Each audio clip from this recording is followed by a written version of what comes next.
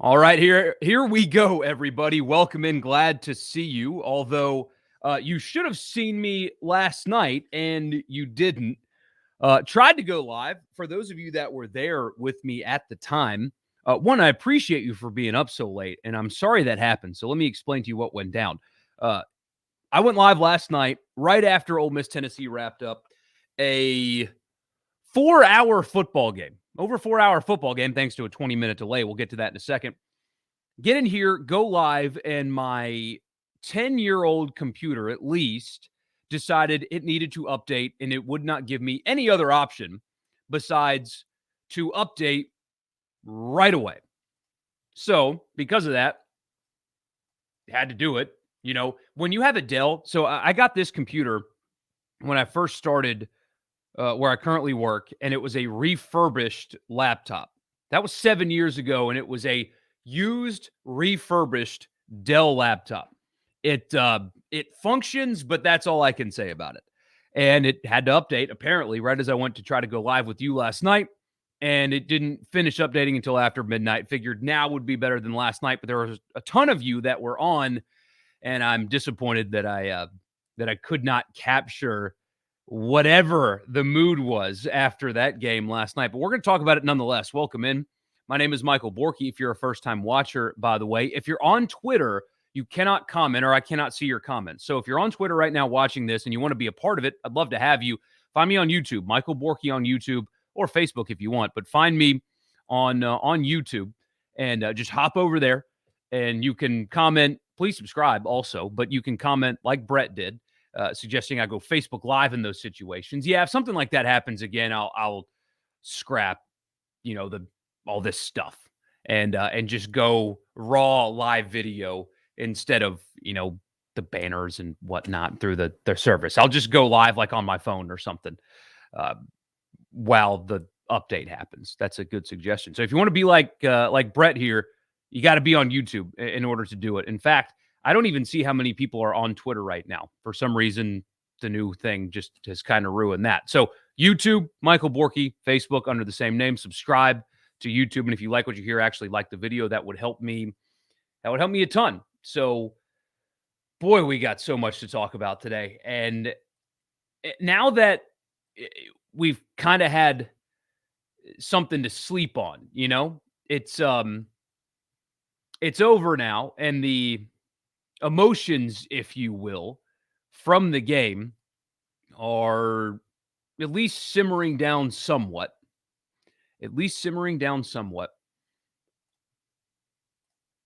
That's still what happened in Knoxville last night. I tried to explain it to my wife this morning because she didn't watch. She went to bed before all that went down. Trying to explain that to somebody else, that was so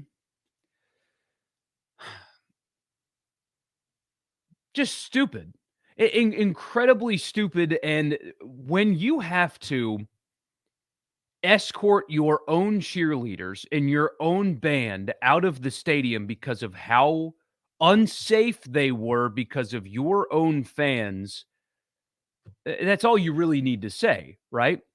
And what's blowing my mind the more I think about this is that after all of that, a 20-plus minute delay, the Ole Miss coach got hit with a freaking golf ball. Players are getting pelted by beer cans and bottles, and apparently a mustard bottle found its way on the field.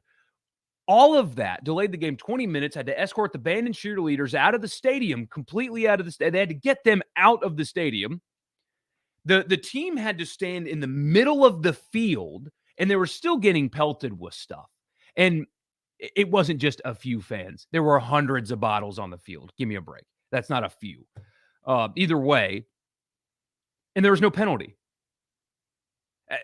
Think about that. There was no penalty. Ole Miss had to take over on the exact spot they were supposed to after a 20-minute delay when their coaches get hit with golf balls, and they had to get the band out of the stadium because the fans were so unruly, and they had to clear the field of debris, and there was no penalty. Like, there wasn't even a 15-yarder. Like, if you make a tackle and do this to a guy, that's a 15-yard penalty. But if you delay the game for 20 plus minutes because you're pelting the opposing team with bottles and golf balls and anything you can find that can hit the field, that's not a penalty. Like, that's what I keep going back to. I was laying in bed thinking, like, wait a minute. They do all that and there's not a penalty called. Not one penalty called. How stupid is that? I mean, it was an embarrassment. Greg Sankey released a statement. It was a pretty strong one, actually. Hopefully, his actions speak as loud as his words did. I'll read it to you, actually. I'll display it for you as well for those of you watching, but I will read it if you can't see it. But Greg Sankey released a statement. To the credit of Tennessee, their chancellor released a statement saying that she was going to call Glenn Boyce in the morning and talk to him and apologize. Danny White said the same thing, a similar thing, how it was unacceptable and all that. They're saying all the right things, but Greg Sankey needs to follow this statement with with actions. He needs to follow these words with actions. Here's the statement from Greg Sankey. He said, quote, "The conference has established expectations for behavior and sportsmanship, and the actions of fans at Saturday night's game were unacceptable under any circumstances. We are accustomed to intense competition every week, but under no circumstances is it acceptable to endanger the contestant participants and disrupt a game.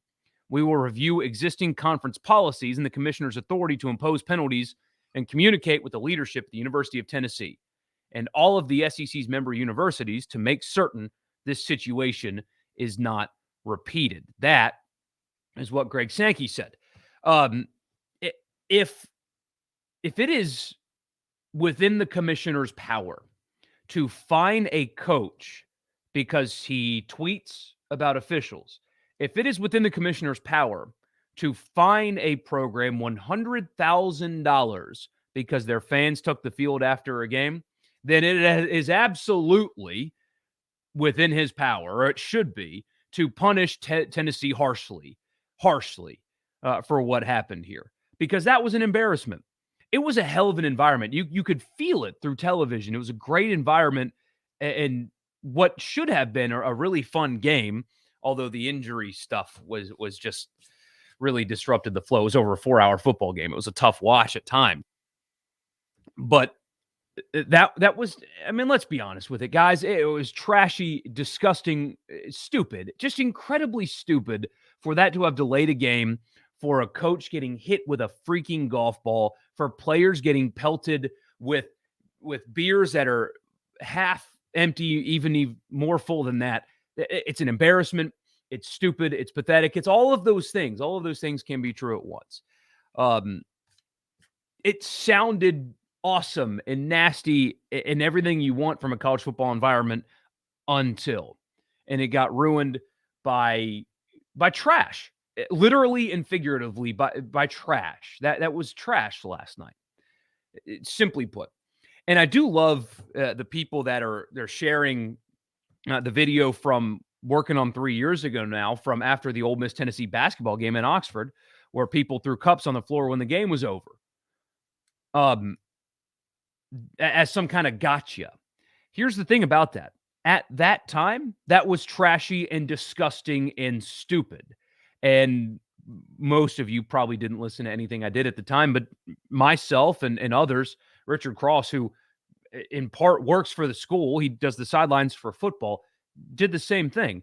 Everybody thought that was trashy and stupid and disgusting at that time. So sharing that video from almost 3 years ago does not somehow make it okay what happened last night. It makes both of those situations not okay.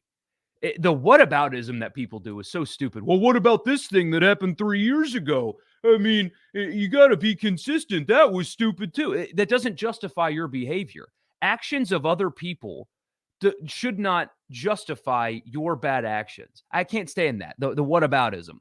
That was incredibly trashy and stupid back then. It also didn't delay a game 20 minutes, but whatever. That's what that was. It was stupid. It was trashy. It was terrible, and it shouldn't happen.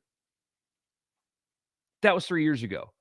People like Pat Forty were criticizing Tennessee last night because it happened last night, and it delayed a football game 20 minutes. Where you guys know that. I'm preaching to the choir here. It's just the whataboutism is really stupid. It's really stupid because both of those things are really stupid. I mean, and on top of that, the crowd eruption when Matt Corral went down with an injury. I understand that people are drunk at football games, and drunk people don't always operate in their correct mind. I understand that. I really do. Sometimes fans chant things that they probably shouldn't. Sometimes fans do things that they probably shouldn't. Um, that was all. I mean, that was as bad as throwing stuff on the field to me. Cheering an injury. I'm not talking about any of the other injuries. Specifically, when Matt Corral tried to stand up and he realized he couldn't and went back down, erupting the way they did. Don't let that get lost on you. And I hate that I've spent over 10 minutes talking about not football, because there's a lot of football to talk about. But I mean, what a joke! What an embarrassment! That's just what that is. It's an embarrassment. The way Cole Kubelik was describing it, because he was actually on the sidelines, I mean, that's embarrassing. And for some people, that's certainly dangerous. The football team has helmets on. That's fine. But when the cheerleaders are getting hit in the head with stuff, it's an embarrassment. That's what it is. And it's not unique to Tennessee, but it happened to Tennessee last night. So Williams says, can we send congratulations to Alabama for winning the Mississippi State Championship? Williams says, was it more for the spot or was it more for Kiffin? It's an all-encompassing thing. But the spot was accurate. There are some Tennessee media people that are arguing that they got that call incorrect. They did not. That was the right call. Was it this close to being a first down on 4th and 24? Yes, it was this close. But he had the ball tucked into his hip and his left arm, and his right arm was the one that extended. It was actually a pretty darn good spot, all things considered, although it was closer than the spot indicated. But upon replay, and you see where the football is, it's down here, like right at his waist when his knee hits, he was short. It was the correct call. It was absolutely the correct call. William, it was a lot of stuff. It was a drunk atmosphere. It appeared that a lot of that came from the student section. And as you know, college students sometimes are really stupid. So it's a combination of Kiffin vitriol. They thought that they got screwed on a bad call, which was not a bad call. It was the correct one. Drunk, stupid, Kiffin, bad call, all mixed into one. And that's the kind of scene that you get. Chris says he's surprised they didn't call the game. They probably should have at one point. When you're 15 minutes into a delay and people are still throwing stuff on the field, they probably should have at that point. Got dicey there a little bit at the end, didn't it? But yeah, they probably should have in that moment. They should have. It's that was just incredibly stupid. That's all that was. Ole Miss 902 says, I'm worried about LSU with all the injuries we have on offense. Yeah, we'll see about Braylon Sanders. He apparently was going into the game quite injured. We'll see if he's able to play this week. I guess Mingo, I assume, is still out. Drummond was banged up. Corral was banged up. They got banged up on the offensive line last night. We'll see more. But, I mean, LSU beats Florida, and that was a good story, and Orgeron deserves credit, and those guys deserve credit for playing well. But LSU still is the LSU that you've watched all season. They didn't just magically just turn the corner, and now they're this great team again. They're still very limited. This is just what the SEC is this year, and we'll talk about that later. T says the SEC should limit Tennessee ticket sales as punishment. Fines won't do anything. I think they should have ended the game right there. That's what they should have done, to me. I mean, that would have been the most effective thing. Would have had the most impact is, all right, you're going to hit people with golf ball. Who brings a golf ball to a football game? You're going to do this. Game is over. You cost your team a shot at a win. That would have been the most impactful to me. But Chris, aside from that, loved the atmosphere. Said coolest out-of-town environment I've been to. It sounded incredible. It sounded incredible on television. It really did. Zach says, waiting for the black eye on college football comments. You're not going to get that from me. People do that, and they take it to the next level. Oh, this is It just ruins a great day. And it didn't ruin a great day in college football. So much happened. It was one game. That incident made that group of fans look stupid last night. It means nothing about. I hate when people do that. Oh, it's a black eye on the sport. No, it's not. It's a black eye on those fans because they got hit in the face with a beer can.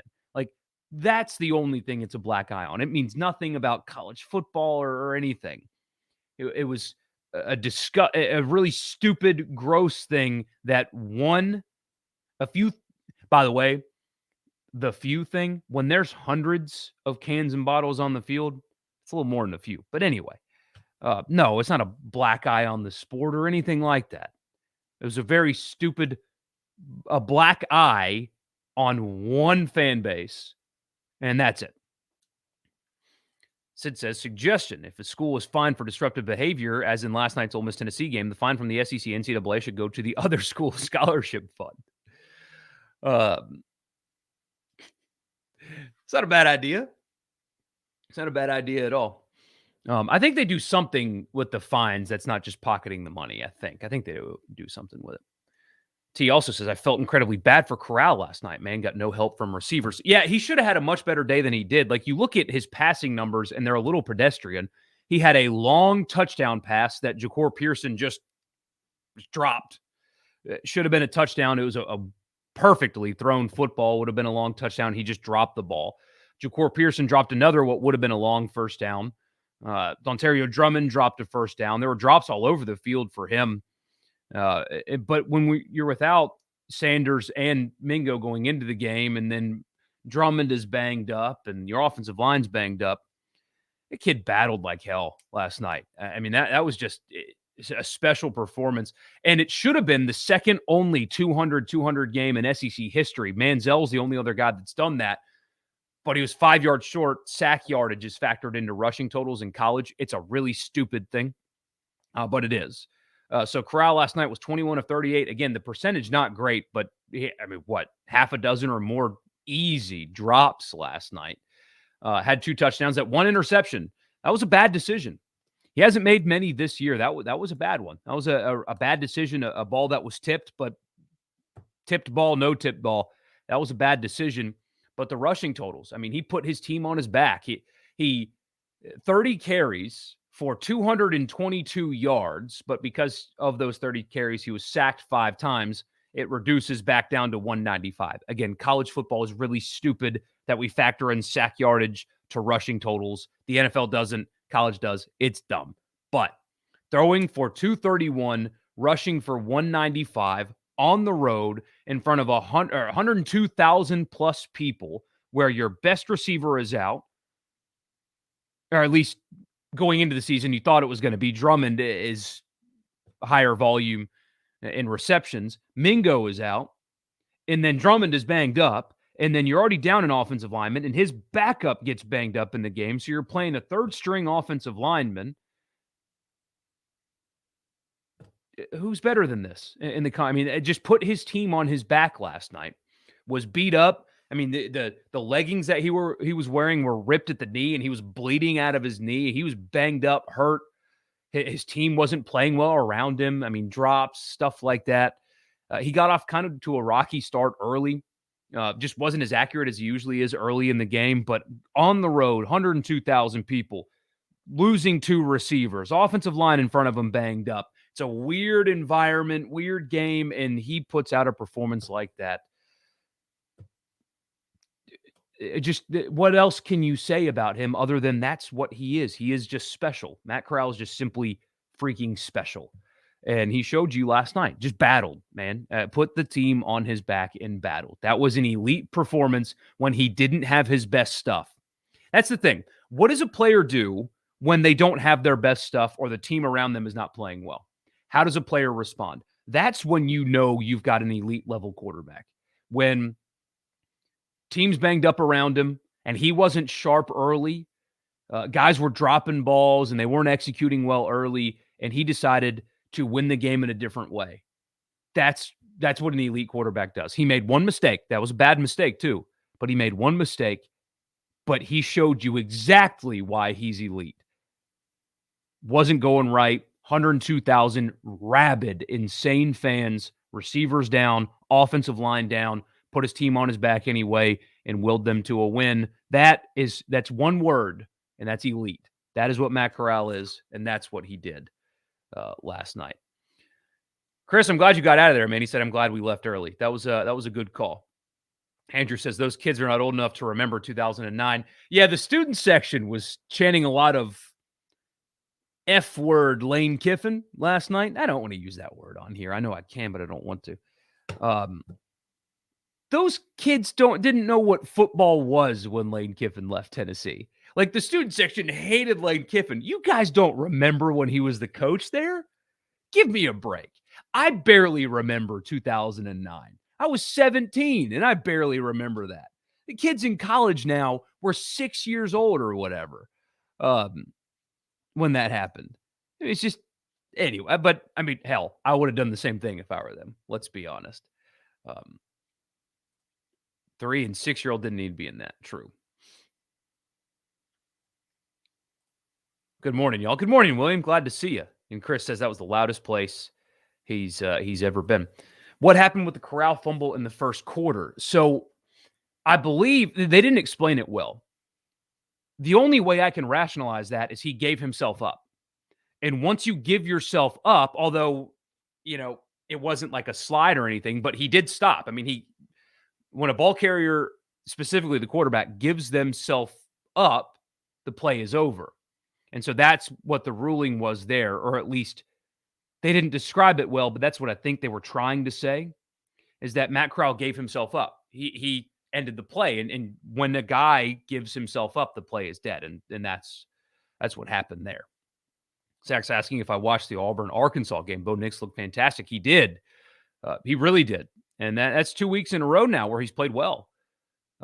Auburn is going to be a challenge now for everybody that they've got left on their schedule. But that game underscores what I'm talking about in the SEC. There are 9 teams in the SEC that can all beat each other, that you can argue are better than the other and worse than the other. Alabama and Georgia are separate, I think. I mean, we saw it yesterday with Alabama. Even though they lost to Texas A&M, they're different than the other 9. So Alabama and Georgia, and Vanderbilt, Missouri, South Carolina. Take those groups away for 2 different reasons. The other 9 are all capable of beating each other, all can beat each other, and all can lose to each other. And not like a fluke thing, not like any given Saturday thing. Like if they play each other 10 times, one might win 5, the other might win 5. That's how balanced the middle of the SEC is. It's quite remarkable, honestly, how balanced the league is this year, with the exception of the bottom 3. They stink out loud. But I respect the hell out of Kentucky, man. They went to Athens and played well.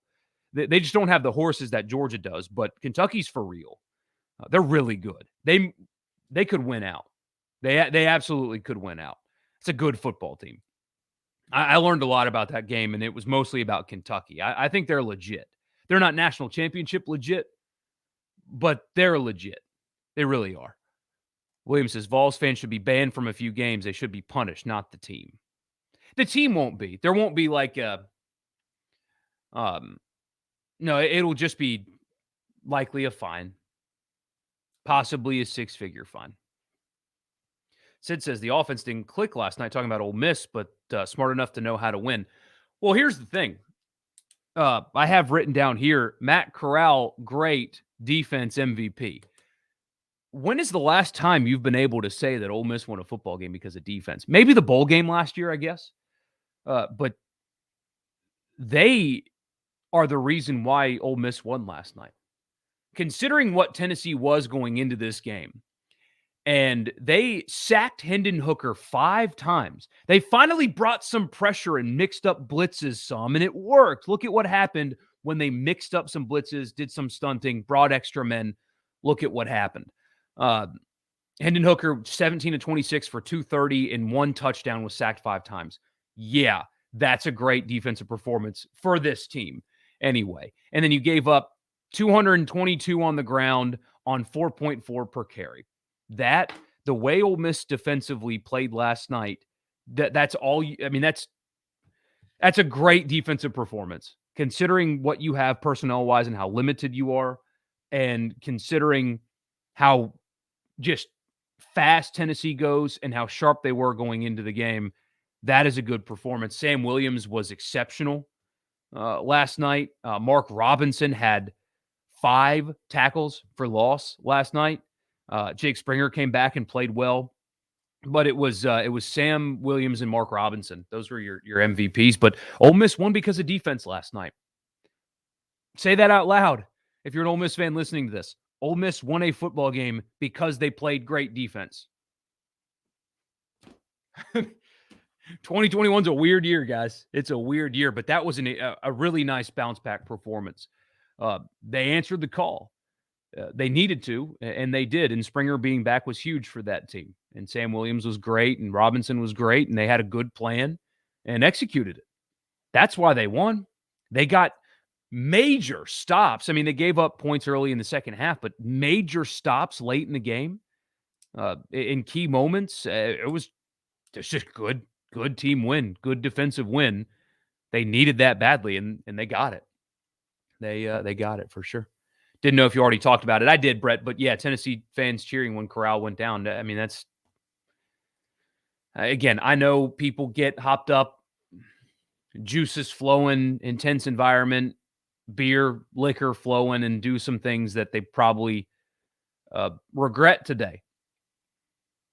There are Tennessee fans that cheered when Corral went down that this morning would tell you how stupid that was. It happens. I mean, it's really, really shitty. Forgive my language. It's trashy. But what was it? Utah Jazz fans that cheered when Kevin Durant went down. I think it was Utah. I can't remember. I cannot remember who did that. Either way, Kevin Durant went down with an injury, and home fans cheered for him getting hurt. Like it's not unique to Tennessee. It's really trashy. It's gross. But I have a feeling a lot of people, not everybody maybe, but a lot of people that participated in that feel really dumb this morning. True. How about the 32.5-point favorite Liberty Hugh Freeze team losing to Louisiana Monroe? It's a tough scene.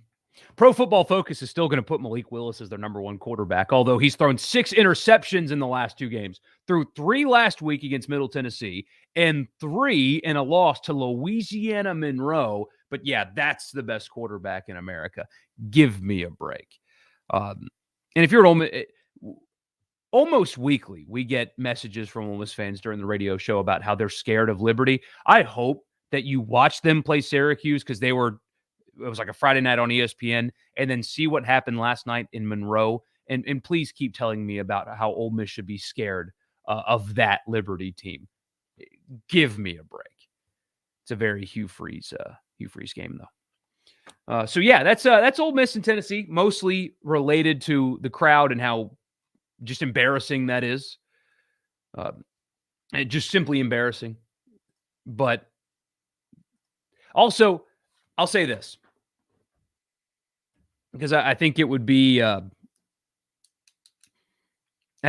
if I didn't talk about the injury stuff. Some of it is legit. It's especially Ole Miss defensively not playing very many guys. And so I believe that in some of those cases, guys had cramps and injuries and stuff that needed to be attended to. You call me crazy, you can call me full of it. Not all of those required a stop of play and attention. Let's just say that. Let's be honest. Tennessee did the same thing. Not as much, but Tennessee, I mean, you see Josh Heupel on the sidelines telling a player to go down when he was running off the field. Both sides did it. They need to find a way to stop it because that's a hard watch. And the broadcast did a nice job of kind of dancing around it where, we're not accusing this individual player of faking it, but it feels like at least somebody here is faking it to slow the game down. They gotta put a stop to that somehow. Whether it be guy that has to, if play has to stop for an injured player, he has to sit out the rest of the series, something like that to get that stopped. Because Ole Miss, I could be wrong. Maybe they were all legit and all of them were hurt and all of them had to get play stopped. I'm not convinced that that's the case. Tennessee did it. Ole Miss did it more. They got to find a way to put an end to that somehow. They got to do something because you don't want to accuse an individual player of faking an injury. You don't. But they've got to find a way to put a stop to that. That was hard to watch. That was hard to watch, and they got to put an end to it. William wants Corral to the Steelers in 2022. They might have to trade up for him, but that'd be a great fit.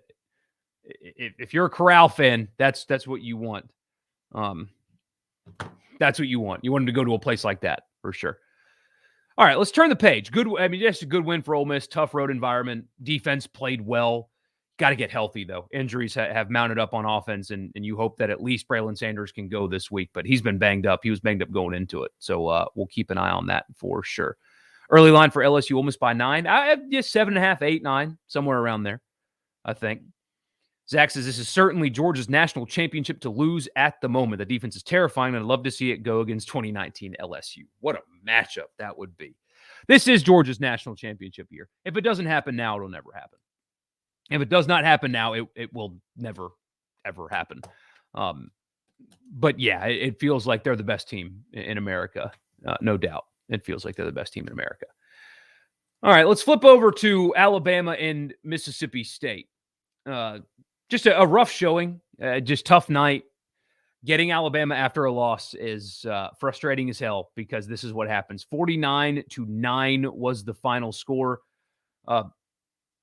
As I said going into the game, and as I said after Ole Miss played them too, for consistency's sake, in case you guys didn't watch it or forgot, I am not going to say anything about how, like some people called the Ole Miss game an embarrassment. I mean, that was written, that it was an embarrassment. In year 2, with new coaches, playing against Alabama and losing to Alabama is not embarrassing. State going into this game was physically overmatched by Alabama. Alabama has more 4-stars in a recruiting class than State has on its team. And it's a bit hyperbolic, but you guys get my point. That's what you should have expected to happen, honestly, is what happened last night. One team physically better than the other on both lines of scrimmage. One team has better athletes than the other. That's what the expectation should have been. That's why I didn't like some of the conversation we had on the radio show about how you hired Mike Leach to win a game like this. Expecting that to be reality right now is foolish, honestly. The roster was not ready to win a game like this. It was not. There are things that they did poorly that we'll talk about that you don't like to see, that felt like setbacks. But in terms of getting blown out by Alabama in year 2 under Mike Leach, that's not like, reason for meltdown. It's Alabama. It's the second best collection of talent in America. It's Nick Saban. It's a machine.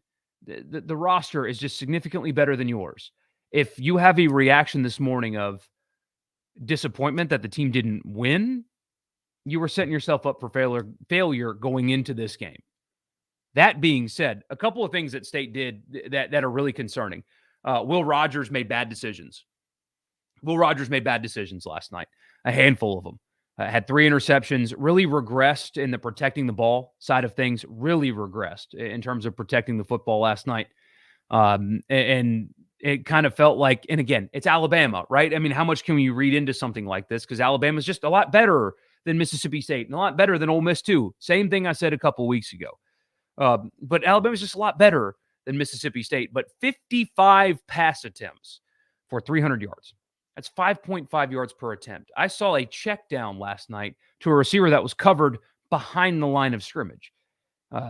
So it kind of felt like it went back to the check down stuff. He didn't really have much time either. So the offensive line didn't protect well at all. What was it? 7 sacks for Alabama last night. So, but again, it's Alabama. So here's just what happened. The offensive line was improving, maybe took a step back last night, but it's Alabama. But 7 sacks is a lot, regardless of your opponent. Will Rogers did not make good decisions last night. Tried, I assume, but couldn't test Alabama vertically. And you were just completely physically overmatched in the game. I mean, that's the reality of it. There's not a whole lot Mike Leach could have done, truthfully. Not a whole lot he could have done scheme-wise or otherwise to make this outcome much different. Alabama's defense suffocated Mississippi State, especially in the second half. State had, I think, 99 total yards in the second half, and Alabama had almost 400, if I remember correctly. It's just that's what happens sometimes. When you play Alabama, this is the result. When you have a roster that you have compared to the roster that Alabama has, this is the result you get. And it was an ugly loss, and you hope Rodgers is healthy and you came out of this healthy otherwise, and you get ready to play next week. And that's really all you've got. I mean, you have to go to Nashville. Vanderbilt should have beaten South Carolina last night. They're not worth a damn. You should go up there and win this game. But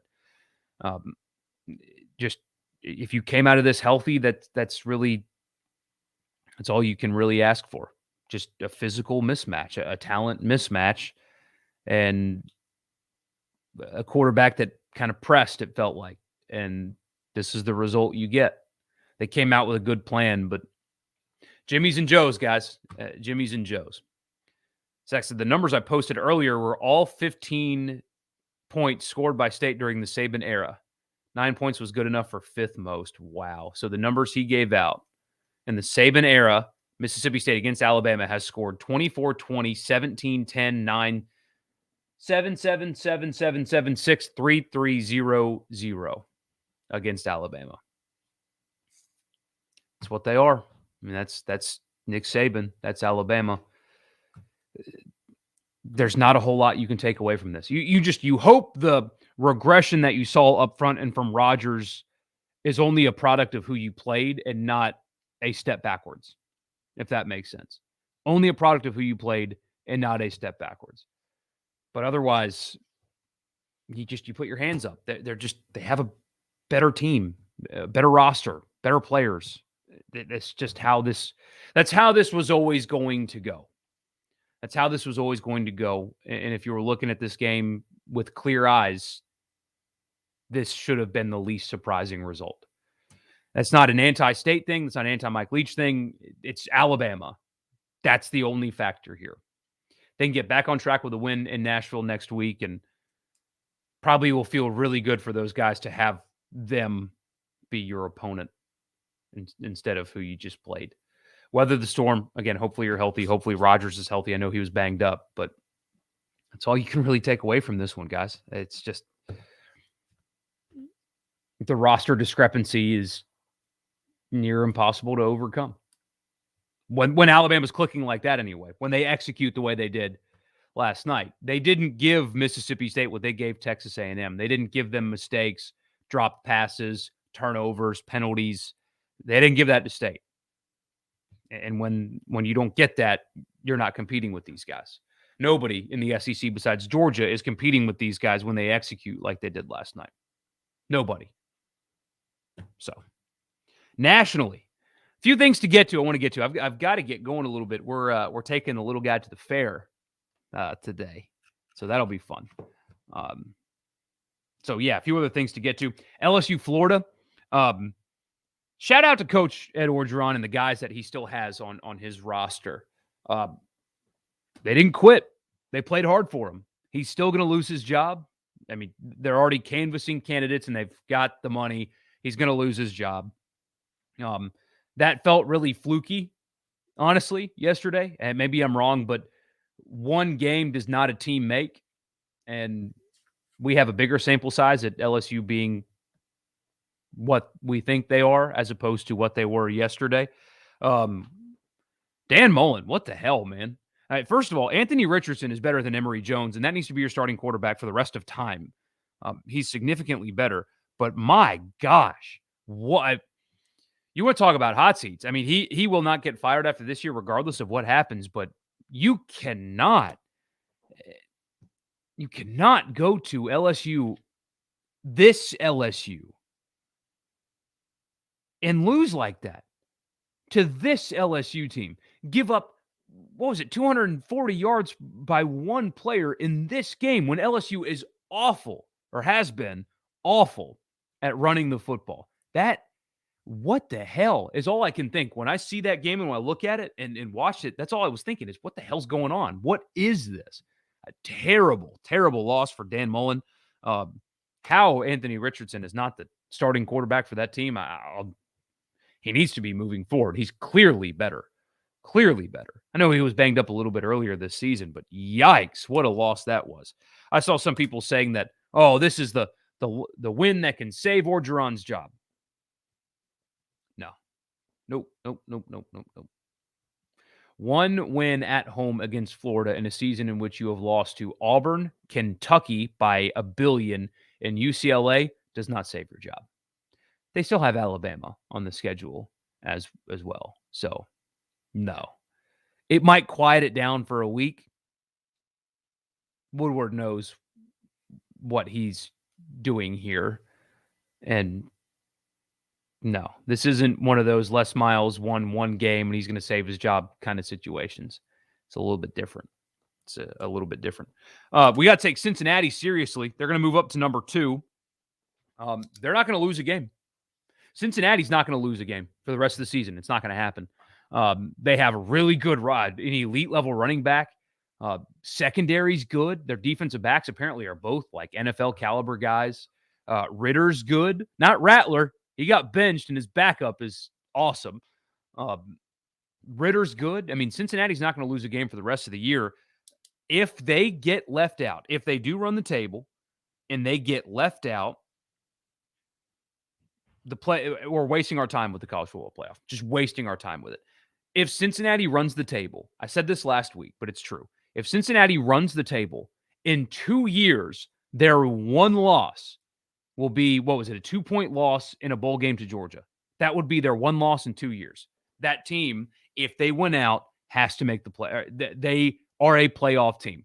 If they win out, they have to be. Cincinnati's legit. Time to start paying attention. Luke Fickell's done an unbelievable job with that team. Looking at the Big 12, we might have Bedlam determine a playoff spot. Oklahoma State came back and beat Texas yesterday. They're undefeated. The winner of Oklahoma State, Oklahoma, if things work out the way they should, maybe one of the two slips up. But Bedlam might have a playoff spot on the line, which would be awesome later in the year. That's always a really good game. Touched on Auburn, Arkansas a little bit earlier. Arkansas really shot themselves in the foot. In the first half, they had 5 possessions in Auburn territory, 10 points to show for it. You also had the fumble recovery for a touchdown. Arkansas really shot themselves in the foot. Auburn playing better, but this is the middle of the SEC, like I mentioned. Everybody can beat everybody, and everybody can lose to everybody in that 9-team group in the middle of the SEC.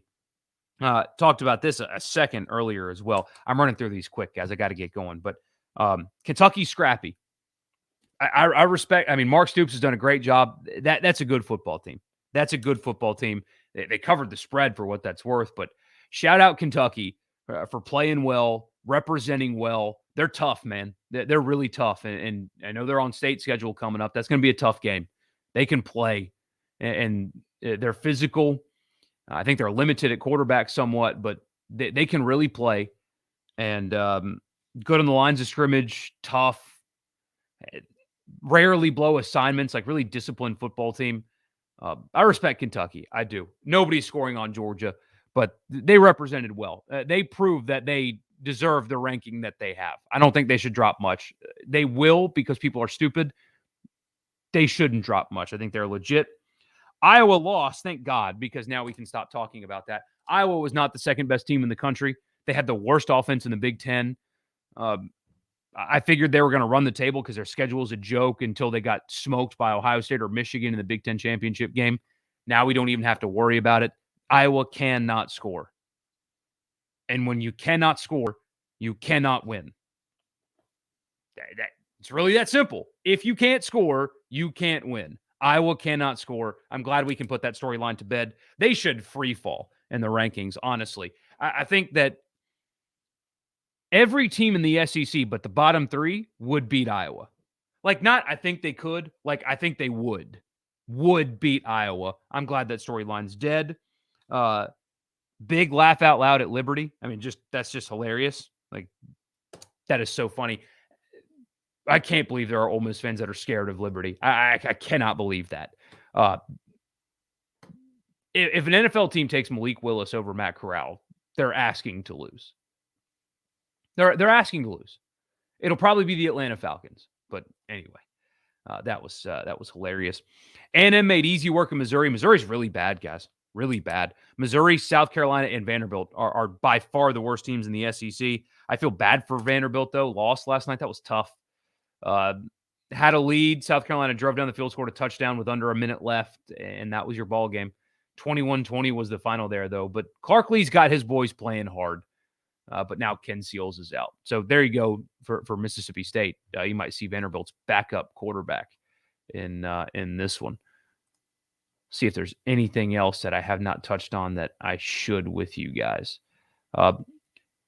Yeah, Oklahoma still can't stop anybody, but benching Rattler was the right call. We'll see where he goes in the transfer portal. Michigan State still undefeated. They held on. So again, Michigan State, Penn State, Ohio State, and Michigan all have to play each other. 3 of them are undefeated. That's coming. Kenny Walker's a good player, but I think Mel Tucker's group is going to start losing games here soon. I think so. Baylor got a nice win at home. They're 6-1 now. They beat BYU. Dave Aranda might be a guy that you look at as Ed Orgeron's replacement. Apparently, there's some momentum over there for that, and he might be that guy. So we will see. But anyway, I got to run, guys. We're taking a little guy to the fair. Sorry about last night. I hate that. I hate that happened, but I'm glad that you're with me this morning. While you're here, subscribe to the YouTube channel. Subscribe to me, Michael Borkey, on YouTube. That'd be great. I'd appreciate that very much. Subscribe there, and I'll talk to you guys tomorrow morning for some more reaction from the weekend. But subscribe, like the video while you're here. Also, that would help me a bit, algorithms and whatnot. And again, I'll talk to you tomorrow. Thank you guys so much for being a part. Sorry about last night, but I appreciate all of you. Big, good win for Ole Miss. For Mississippi State, it's Alabama. Just put it to bed. It's Alabama. Move on. That's it. I mean, that's all it is. Just hope you're healthy and move on, because it's really hard to read into a game like that one. So anyway, y'all have a great Sunday. Weather is perfect. Enjoy it. No Saints today, sadly, but enjoy the day best you can. I got to run. I appreciate you guys, and I'll talk to you tomorrow morning.